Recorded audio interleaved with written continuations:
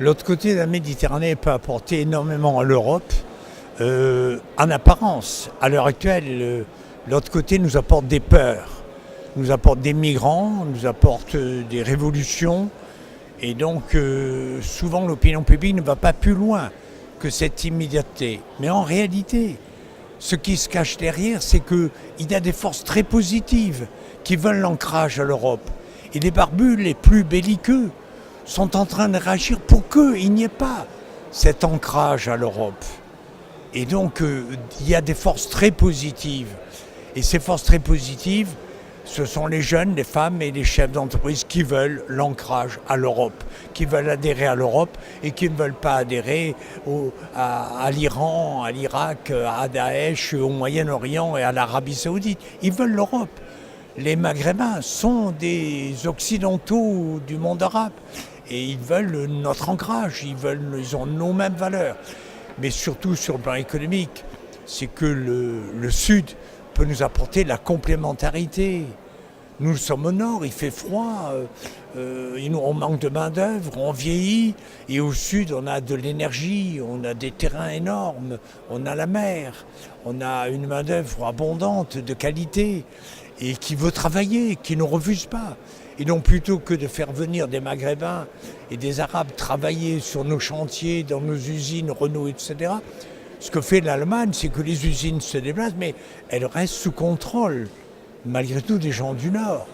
Mes amis allemands me disent, tu vois, on peut imaginer une Allemagne où il y a 80% de la population qui prépare les projets, les brevets économiques. Mais la production, proprement dite, une grande partie de la production, elle n'a pas besoin de rester chez nous. On peut la faire au sud. Et donc c'est ce nouveau partenariat qu'il faut créer. L'avenir, c'est le Sud, Cap au Sud. Et ils peuvent nous apporter une puissance. L'Europe, en 2050, ne pèsera que 5% de la population mondiale. C'est le déclin, assuré. Le vieillissement et le déclin.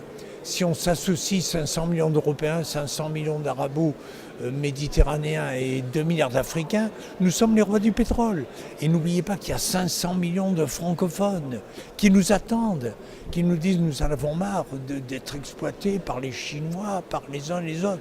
Nous voulons construire avec l'Europe un vrai défi, une vraie base pour un siècle de croissance.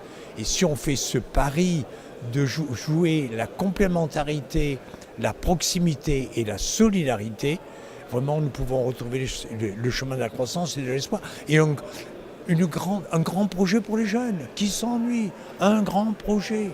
Aller vers l'Afrique. Mais attention, mes amis africains me disent, on te suit, mais attention, il faut que les Européens fassent leur révolution intérieure. Et il faut qu'ils passent, voici la belle phrase, il faut que les Européens passent d'un esprit de conquête à un esprit de partage. Et donc, est-ce que les Européens sont prêts à faire cet effort?